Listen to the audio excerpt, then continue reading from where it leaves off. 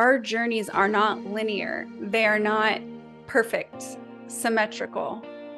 They're filled with plot twists, filled with the ditches and the gravel dirt roads, not just the paved highways, but the ditch and the gravel road and the scenic view that you wouldn't have had if life had worked out perfectly, give you the wisdom and the strength and the character to accomplish those things you want to accomplish. In this episode, we are going to be covering what to do when life unfolds different than how you had planned. For me, I experienced this firsthand was when I was 17.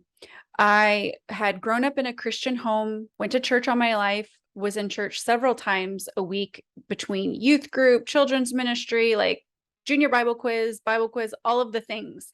Was in a loving Christian home.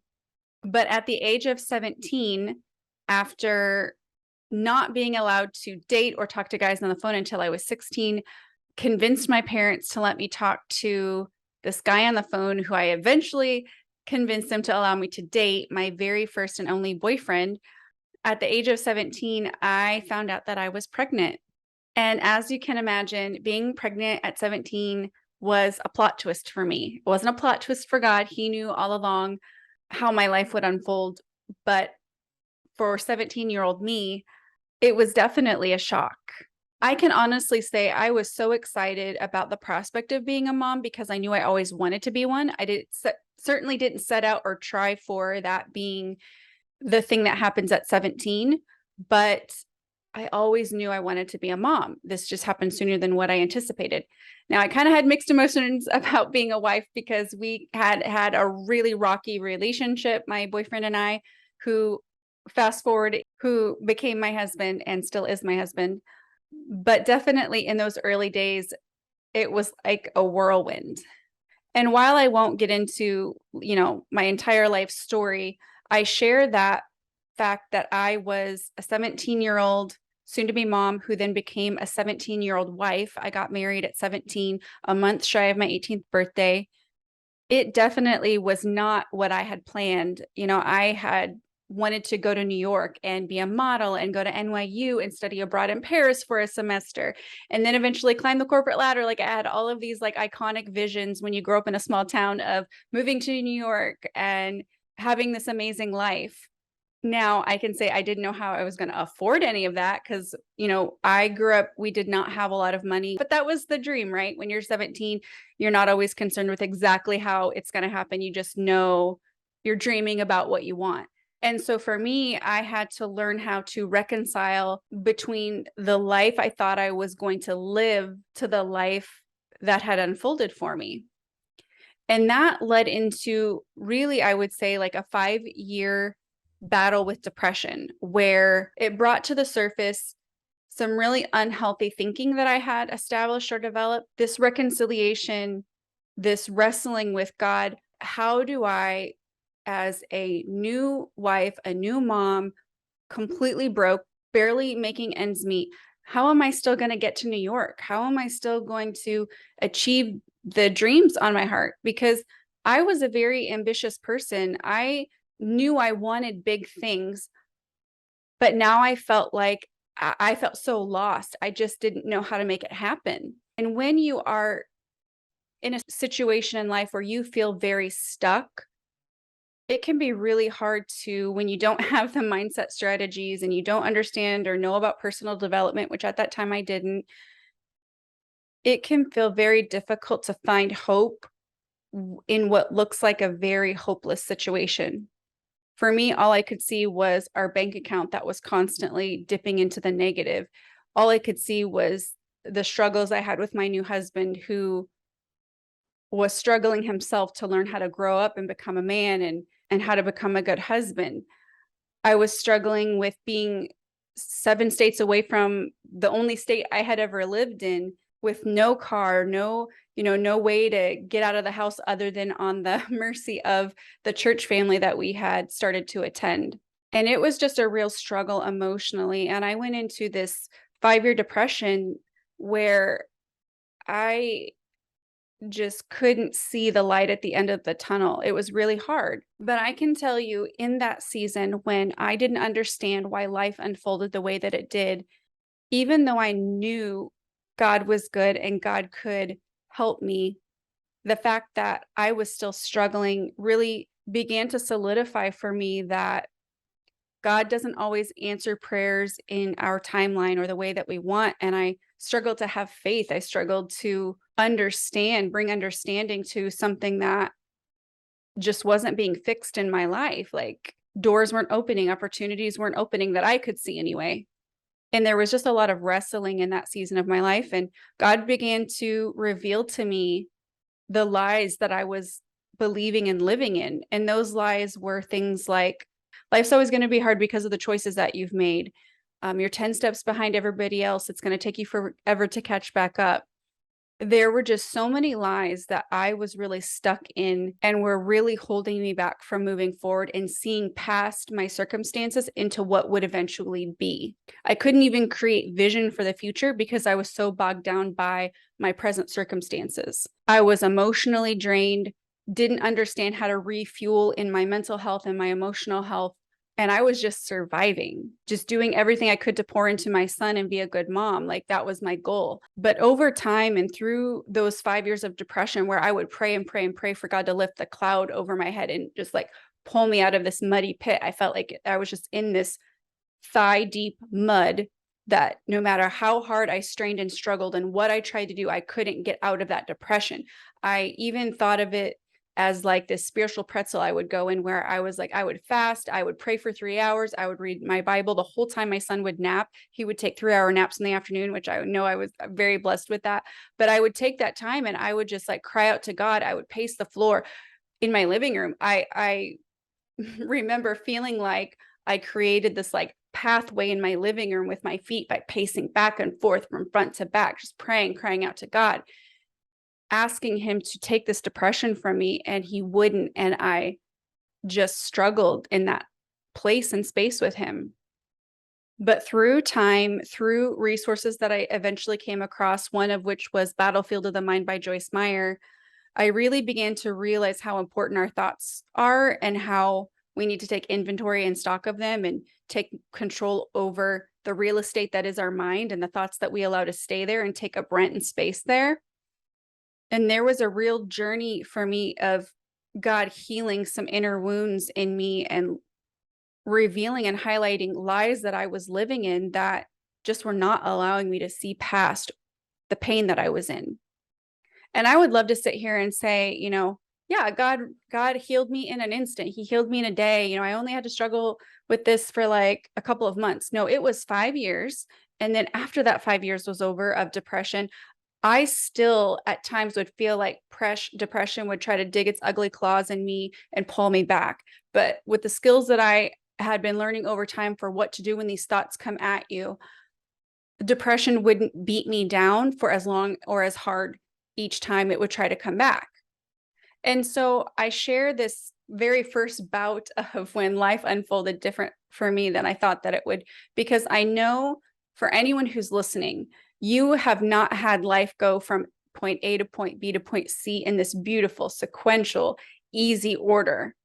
No, I am sure you've had your fair share of struggles and trials and difficult times, probably worse than I could ever imagine. And so I want to share with you from a place and a space of being your virtual best friend, maybe your virtual mentor, that if you're facing this experience of being devastated by life unfolding different than you thought that it would, I want you to give yourself permission to take that space to grieve what was, but then allow hope to build in you for what will be. Because I am telling you, whatever it is you thought you've lost, whatever you felt like there's been an exchange of, God, this thing I had in my hands of what I wanted, now I look at it and it's ashes. He will give you something that will replace those ashes with something far above what you could ask or imagine. His word says exceedingly and abundantly above what you could ask or imagine. And at the time, I thought I was giving up my dreams of going to New York. But what I got was this amazing, beautiful gift of a son who I adore and who in some ways really rescued me, gave me purpose, gave me something to live for that was bigger and better than just living for myself. He matured me, gave me strength, helped me to grow up and mature and have wisdom at a very early age. This experience that God gave me of being blessed to be a mom so young. I had so much energy. I was like 17 years old, so I had energy to be a mom. I ran around, I played with him. I was able to do the late nights and the early mornings, and that didn't faze me because I had the youthful energy for that. I might not have always made the wisest choices in absolutely every situation, but as a mom, but he gave me something way better than I ever gave up when I became pregnant at 17. And I wouldn't change that experience for anything. So I want to say to you, in your heartache and your heartbreak over things not working out the way that you originally intended, I want to ask you to hold out your hands and ask God, what do you want to give me in place of my broken dreams? I give you my broken dreams. I give you the things that I thought that would be. I lay those at your feet. And I know, I have faith. I trust you. I believe you, God, that you're going to give me something better in return. So when this podcast is over and you're done listening to it, or maybe you just want to pause it right now and ask God that question, I encourage you to do that. Give yourself the space and time to really hear what he has to say to you about that. Maybe open up a journal and start writing out your thoughts to God about how you feel about what's happened for you. You can put on some soaking music, some quiet music that allows you to just reflect, maybe sit in silence, whatever you do to get into that quiet place to be reflective with God, and go to him with these questions, with these thoughts. And then I want to encourage you to have hope and faith as well, because God is a big God. Whatever has happened to you, whatever devastation you faced or unexpected challenges or plot twists that have happened, none of this is a surprise to God. And he finds a way to weave everything into our story in a way that allows us to still live out a beautiful life. It doesn't mean it's not a hard life. It doesn't mean there's not challenges or that there's not still difficulty, but he gives you a beautiful life and he weaves in those plot twists. And in the moment, it's really hard to see that. And I know I've said this in previous episodes, and I'll say it again because it's something that I have found to be so true for me. And I believe it is true for all of us. He finds a way to make us better on the other side of the struggle than we ever would have been had it not happened. Sometimes we think, I wish we could have this bubble around us where we make all the right decisions, we do everything right, we don't make mistakes, we don't fail, but that's not life. We aren't growing up in a bubble as much as sometimes we want to. We're human. And as a child of God, shame and condemnation has no place in or over you. So if you have found yourself bound in shame, regret, frustration, or self-doubt and criticism, I'm just asking you today to leave those things at the feet of Jesus, and not to constantly be spiritual and over spiritualize everything. But when life unfolds different than we thought that it would, it does us no good to hold on to what could have been, would have been, and stay stuck living in the past thinking, oh, if I had done things right, if I had done things better. That's a mentality that's just going to keep you living in the pain of what you've experienced. But if you can fix your eyes on what's ahead and who you could be, what could happen, you open yourself up to really hear from God on what he says your future will look like. We don't want to have our hands so full of the past that we're not open to receiving the beautiful future that God has in front of us. Even through the pain, even through the sorrow of it, our journeys are not linear. They are not perfect, symmetrical.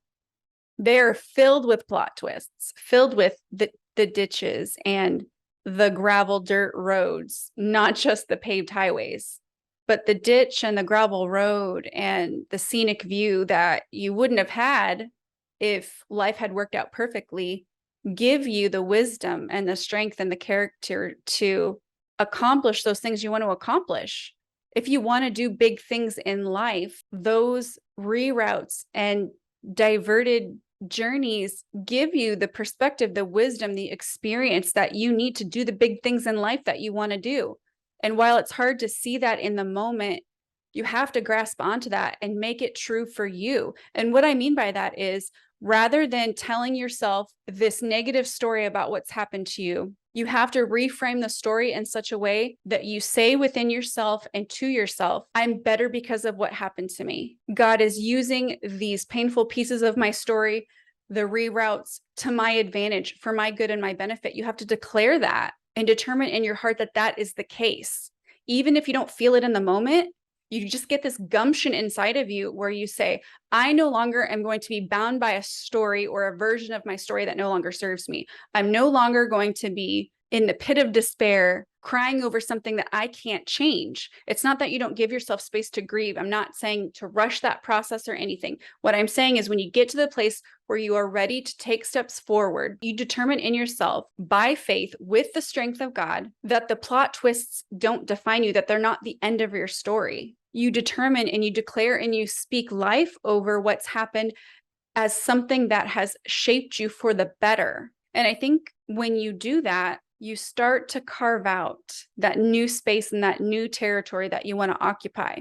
If you think of the pioneers who came to the land that they eventually occupied and how undeveloped it was, they had to go in and develop that land that they wanted to occupy. Now, if they had walked into their new space, their new territory, and they were just still grieving the place that they left, and they were just so focused on what they had left behind, they wouldn't have had the vision to carve out the new space or to develop the land where their feet were, the future that they were in. So in part of reconciling that place of where I've been, where I am now, the fact that life hasn't unfolded the way that you thought that it would, I want you to give space for new vision. That's what I want to encourage you to do right now, is give space for new vision and to occupy that new territory of where you want to be. You can't change what's been, but you can learn from it, and you can get excited for the future. So I want to wrap up this podcast today by offering you the encouragement to take some time to reflect on what I've shared today and what God is stirring on your heart. And then send me a DM, leave a comment. I would love to hear how God is stirring you and what He's working in your heart. That's all we've got for this episode of the Called Forth podcast. One thing that would really help both us and other new potential listeners is for you to rate this show and leave a comment in iTunes, Stitcher, or wherever you tune in to listen. Also, make sure to link up with us at www.dawntown.com. That's DAWNTOWNE.com. And on social media. And please just share. Share this podcast with anyone who you think might enjoy it. Until next time, remember, you have been called forth.